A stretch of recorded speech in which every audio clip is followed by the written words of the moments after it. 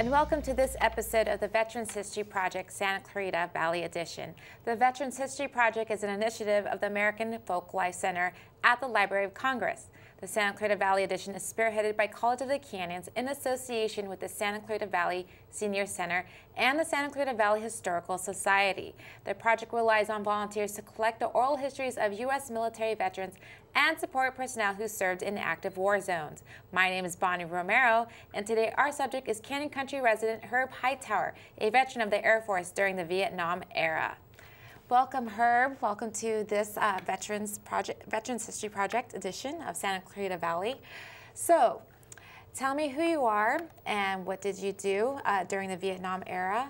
Okay, Bonnie, thank you for inviting me here, and I'm just happy to be a part of this program. And I am a veteran of the Air Force. I was born in Macon, Georgia, back in the early 1930s, and as a child, I came up in Macon, Georgia, and we moved to a small farming community, which is say 150 miles south of Macon. As a child, sharecropped and picked cotton and did all the things the farm guys do, and I grew up in that little town from up until 1954. 1954, I graduated from that high school there. It was a small high school. Of course, I wanted to go to college, but during those times, college was something that was kind of foreign. And so after high school, me and a couple of kids, we went north up to upstate New York, and we worked. We was going to work our way through school. We was going to work and get enough money and come back and go to school. We picked cherries and apples and so forth during the summer. We had a good time. We enjoyed the summer, and on the way back home, going back with no money, we stopped in a small town about 20 miles from where I had originally left from, and ran into an Air Force recruiter there and took the Air Force test and had no idea what was going on. But we took the test. It was me and one other kid. We took the test, and I went back home, and it was in September. And the end of September, I got a letter said, report to Atlanta, Georgia. I've been accepted in the Air Force. From Atlanta, Georgia, we went to Lackland Air Force Base. This is where I took basic training, Lackland Air Force Base. And this is during the first part of the winter months there in Lackland. And of course, you had to sleep outside. We didn't do a lot of bivouac, such as what the Army does, the Army Marine. We did mostly marching and classes. We had a lot of classes. Air Force, we saw a lot of movies, Air Force stories. And of course, the Air Force is more technical. We had more technical stuff we had to learn in Air Force story, the Air Force Command. And this took, most of the time we was in basic training. Mm-hmm. And of course, once we finished that, I had no idea what my duties was gonna be for the Air Force. Of course, they had the career counseling where you would go through, they would send you through and you take aptitude tests. And when my aptitude testing was finished, my best aptitude was in electronics and mechanics. And I have no idea where that came from.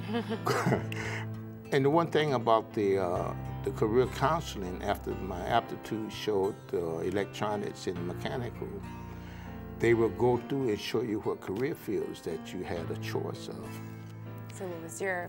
So what were the choices for you? Right, my choices, well, they showed me many things, but they had this one particular career field with aircraft in it, and that's where I wanted to be. I saw this airplane.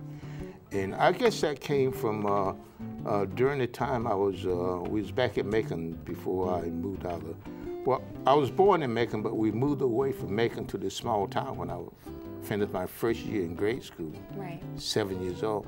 But it was an airplane that crashed on the field where we had to pass to go home from school. It was during World War II, it already begun. And it was a bomber aircraft. I guess it was, when I think back, it had to be a B-26 or one of those airplanes. But it was on the field, and we kids came from school, and one of the crews saw me looking. He took me around, he showed me the inside of that aircraft. And I guess that was part of my destiny. Right, And so walking or seeing that aircraft from school kind of just piqued that interest. And it just kind of planted the seed. Yeah, yeah. For someone who went to not even a school that was accredited. And so you chose that field. And so once you chose that field, what happened after that? Okay, once I chose that field, they told me what choices I had in the related to that aircraft. And they explained what different systems did, and I chose the bomb navigational system on that airplane. To get into this school, we had to go through basic electronics, and this course consisted of algebra and all these, which I'd never had. And so the school was so highly classified.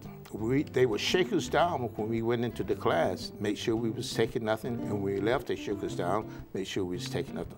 Anything we got in that school, it was done from memory. So you couldn't take any notes?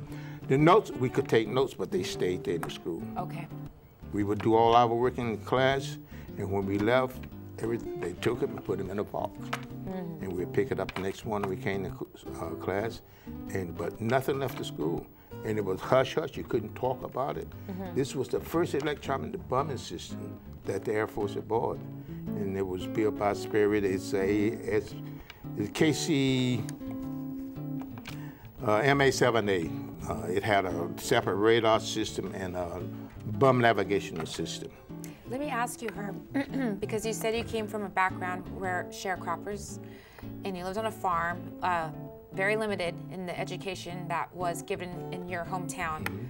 Did you find yourself as a unique person in that group of people, learning that kind of sophisticated stuff? That's a very good question, Jen. I was really isolated because I had no idea what they was talking about most of the time. And I would, as the instructor, I would come back for study hall. And the guys, at night, we was off until the next morning. The guys would get off and go downtown and have fun. But I put myself under my blanket with my flashlight, and I was trying to retrace what we had gone through over the day. But it couldn't be seen because it was so classified. Yeah. And I struggled. I really struggled, but I wanted to learn that system. So after a few months in school, I told the instructor I was really having a problem. So he would bring me back to study hall. And he sat me down one day and he told me what was going on. He said, we're going to fly an airplane at 40,000 feet, 600 miles an hour, and we want to drop a bomb down the stovepipe. And so to do that, we got to know how fast the airplane is going over the ground, the speed of the wind under the aircraft, and the Earth's rotation. And he told me this system did this and did that, and so forth. And the light went off. I said, oh, this is what we're doing. And from that point on, I started to understand how each system, each computer, they had the tracking computer, navigation computer, the wing computer, the ground computer, the heading computer. All these fed this information into the navigation computer and the tracking computer, and all this is fed into a radar system. And on the radar system, you had your tracking, you could see where your tracking aircraft was scanning. Your aircraft, as it moved over the ground, you could see the time, distance traveled, time, wind, and all these things were sitting. When the aircraft took off, you sit in your destination where you're going to release the bomb. But all these things, by the time we finished that class, I graduated number 3 in the class. Number 3 in the class? Number 3. I was 3rd in the class. And this is someone who was hiding underneath the blanket while everyone else was out trying to understand it because you didn't understand at the time. Yeah, and they thought it was a very high accomplishment. And, absolutely. My instructor, I think he was really proud of the job he's done, because he kept me under his wing, and he would bring me back and he'd talk to me. And when I went away from that school, this was, of course, once you finish the technical school, they call it. This is located in Denver, Colorado. Okay. And this was one of the pipeline schools that the Air Force had. What year was that when you finished? That was in 1955. I graduated in June of '55. So this, okay, so World War II has already taken place, over, but you also have another war that's stirring up. The Korean War was just finishing up during that time. Oh, the Korean War, excuse me, the Korean War. But then you had the Vietnam War. So tell me, what was your duty, your position in the Vietnam War? Okay, I went to Vietnam as a civilian. Actually, I got out of the Air Force in 1967. On the B-47, the B-52s, let me just tell you, the B-47 was the first aircraft that this bombing system went on. The B-47 replaced the B-36. The B-36 was one of those huge airplanes with 6 or 8 engines on it, and they would fly for who knows how long.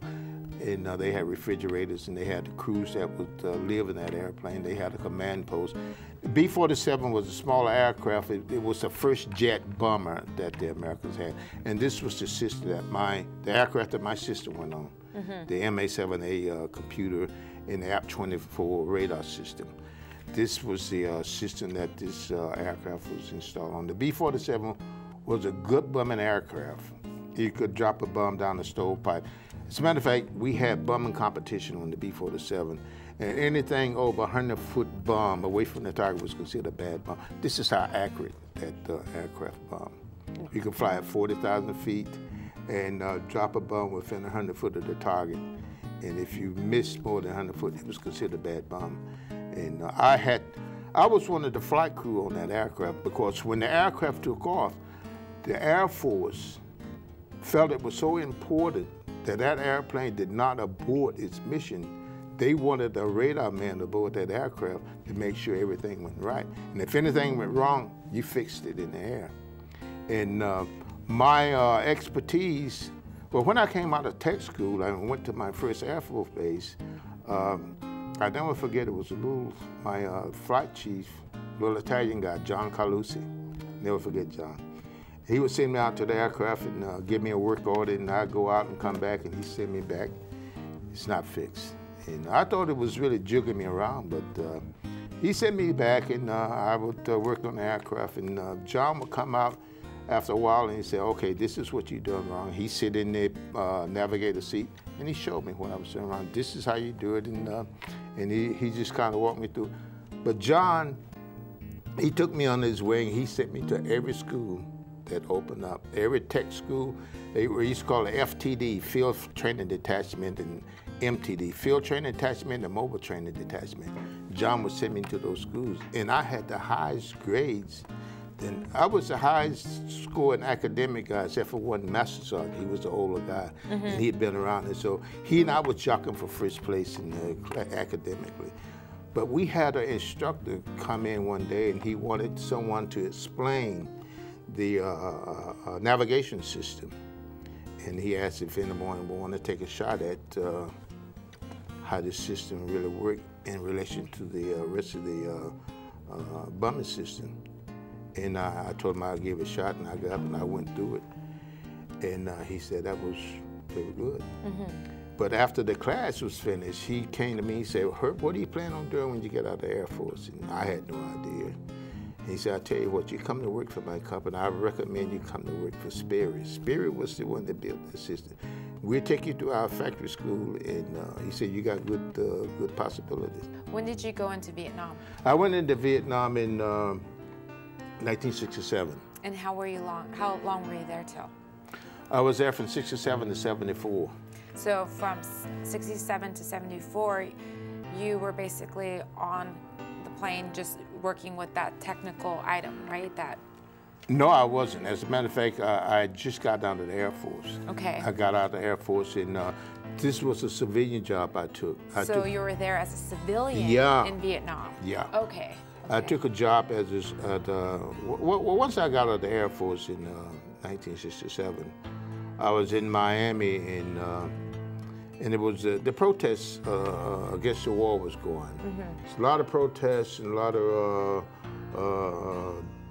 demonstration, a lot of things was going on. And I told this friend of mine, I said, let's go to Vietnam and see what all the it's worth all the demonstration that's going on.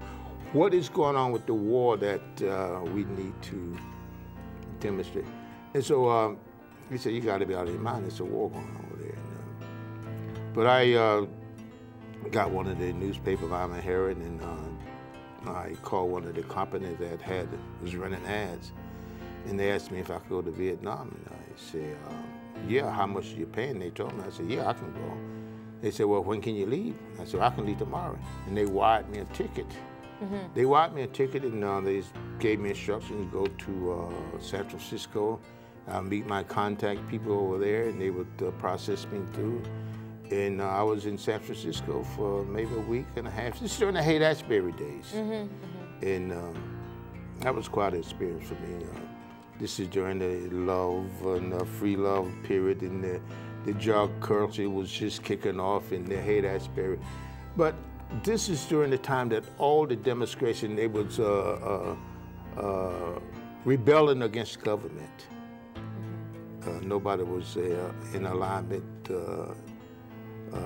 alignment to the Vietnam situation, and kids was going to Canada, and there was demonstration on the college campus. But I took the job and I went into Vietnam in September 1967. We worked directly with the Army, and we had the duty of all the aircraft structure repaired and the avionics, and I worked that for the Army until it was time for the Americans to leave. And that was the Americans left there in January 1973. And during that time, we stayed on as civilians to work with the Vietnamese government. We maintained the equipment that the Americans left. Of course, the gunships, the helicopters, and all the aircraft that the Americans left, we maintained that equipment. And in January 1974, I had to leave in emergency and come back home. And at that point, the war started to wind down. This is when the Americans, the Americans actually left Vietnam. So you still stayed there as a civilian? We stayed there as a civilian, and after civilian, we stayed there until but we would have stayed longer, but the situation just wound down where the communists took over the country. And I had to leave there on January 1974, and I left my family there. But once I got back, my company contacted me, and we had a contract going to Saudi Arabia, but I told them I need to go back to Vietnam to get my family out. And so I ended up coming out to California. And from that point, arriving here in California, I was able to go to the immigration there in Los Angeles and get the paperwork for the family to come out. And they came out on the 25th of April, 1975. The family came out, had my son and the son that my wife had from a previous marriage that she lost her husband during the war, and we brought both the boys out, and of course she had to leave her family there. And so you brought them back to the United States after the fall of... After the fall of Saigon, the family came back, and at the time that they came back, we actually went to Florida where my family lived, but we ended up coming back to California. And during the time I was in California, I took some classes here at LACC, and during the time I was doing the class at LACC, we had a representative from Grumman Aerospace come over, and we talked to them, and they asked me if I would take a job in Iran. Wow. And so I told him about my school situation. He said, well, go ahead and finish the school. When your first break comes, if you still want to go, get in touch with us. And I told him my first break would be in December. This is 1977. And I took a break. I went to Grumman Factory School over in upstate New York, and went through their factory school, and we went to Iran. They sent the family there, and we got to Iran in April 1978.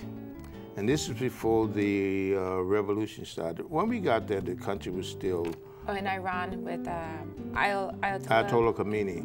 Yeah, Ayatollah Khomeini, it's a story within itself, but we got there in April 78 when things was still good. And as a matter of fact, Iran is a beautiful country, and we had guys that been there for 7, 8 years and had no idea, no plans of leaving because they had their families there. And the show had, we had a separate housing project, all the Grumman Aerospace, we sold the F-14 to the Shah. And we had the maintenance and training contract on it, and I was an instructor for the IFF radar system, and we stayed there until things began to run out of control. As a matter of fact, in June of '78, after Ramadan, the revolution actually got started up at Tehran University, and of course it spilled all over the whole country of Iran.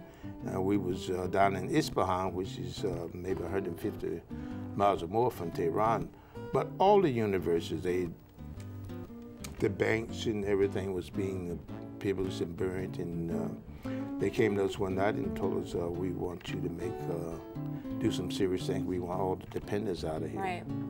And so they loaded the families up, and we was again looking for airplanes to leave. To get once again to get home. So coming from a small farm and like going to upstate New York to going and picking cherries, and then it's the irony how you come back there and then you end up in Iran, and you just seen so much all over the world. Yeah. And I do want to ask you, because you did talk about, when you were in San Francisco, free love, and there was a lot of movements going on, and especially during the 60s, I want to ask you, did you ever, and I don't know if this is an ignorant question, but did you ever experience racism, especially for someone who was that reached such a high, like you were in such a high ladder, from someone who came from a sharecropper farm who didn't have much education, but here you are with people who were excelled, and you were part of that group.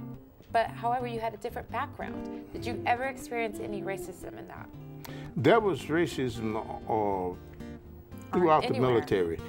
But Bonnie, I didn't have time for that. It may have been racist, that was racism, but I never, the people that I associated with, we came up as a group together from basic to the tech school. When we left, that was racist short when we left for tech school and we went to Tampa, Florida. That was definitely racism there, and of course, but we kind of knew how to weave through that. And, were there other gentlemen that were also, black as well, or were you just only the one in the few? No, there was a few blacks. There was, as a matter of fact, there was 3 other guys, 4 guys, including myself, 5 including myself, that belonged to this bum navigation system. And in a group of how many in total? Well, maybe a couple hundred. Wow. Yeah, it was. See, the Air Force is a highly technical field, and unless you had the academic background to be in these career fields, you didn't get into them. And I guess I was fortunate to end up in these career fields. And I felt there was some promotions that I should have gotten that I didn't get. But this guy, John Carlucci, he told me, he said, Herb, I'm going to, Schofield and I was 2 guys that came from Denver together, and we went down to Florida. And I never forget the Denver, Knoxon, myself, James, it was about 5 or 6 guys. But Schofield, he was one of the guys, good-looking guy. He was the woman killer. And everybody wanted to go to town with Schofield because he get all the girls. Right. And but anyway, Schofield and John, and we was all, the 3 of us was kind of a little clique there. And he said, I'm going to push Scots, we call him Scots, for this promotion because he's getting married. Right. And Coach got the promotion, and I didn't, but I was already married. And I felt, hey, John, I'm already married, so promote me. Right, you should have gone it. Yeah, but that didn't bother me as much as the fact that I missed a promotion because my data rank was wrong on the paperwork. I don't know how that happened, but my data rank, and I missed a promotion. And that was something that seems to nagged me all the way through the time I was in the Air Force. Well, we're running out of time, and we could talk about this all day because I want to. But I do want to ask you before we leave, is there any last words you want to say to our viewers? I would just like to say I think this Veteran History Project is something that is very important for the many men that we had in the military. We had something over 24 million men go into combat, and we have many men who was not able to reconcile with their combat experience, and there are men who no one know what they did. And I just feel fortunate to be part of this project, and I hope more people will get involved in. And there's a lot of PTSD, a lot of, they just call it shell shock and this and that. But this is a program that gives some of the veterans a chance to talk. I have no PTSD, but there are many guys who struggle with this PTSD problem. And I'm just happy to be part of the program. Yes. Well, thank you so much, Herb, for joining us today. And thank you for joining us in the Veterans History Project, Santa Clarita Valley Edition.